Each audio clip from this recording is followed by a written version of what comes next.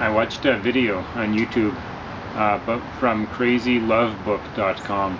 The video was a shot of a camera pulling away from the Earth. So first you would see the mountains and then the ocean, and then it got closer to the moon, and you saw the sphere, the blue and the green, and then it pulled past the moon, and you saw the Earth fading into the distance and the moon being large, and then even pulling away farther past the sun, so the Earth then began to disappear completely.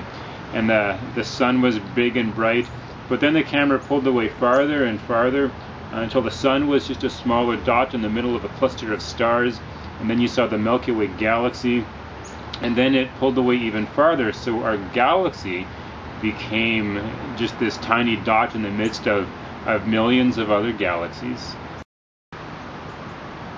I sat thinking about that, and I looked out my window at the plants I had outside and the plants on the trees, and noticing just the individual leaves on the trees. And in the midst of a galaxy so immense, then there's the fineness of the leaves on trees, and just a contrast of the bigness of everything, and yet the smallness and the details that's in everything. And as I thought about that, I grabbed my coffee and I went out for a walk outside just to reflect on this world that God has made.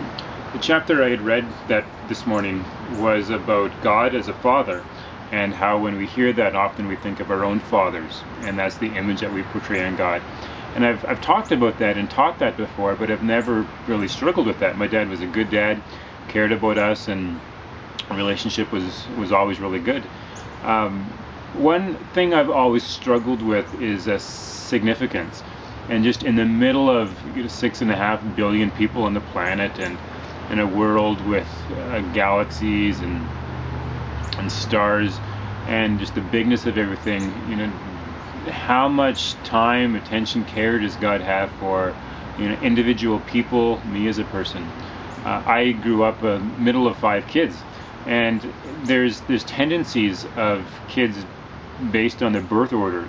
Oldest children have certain tendencies, youngest children have certain tendencies. Middle children often, they're the ones that are left in the middle, caught in the middle.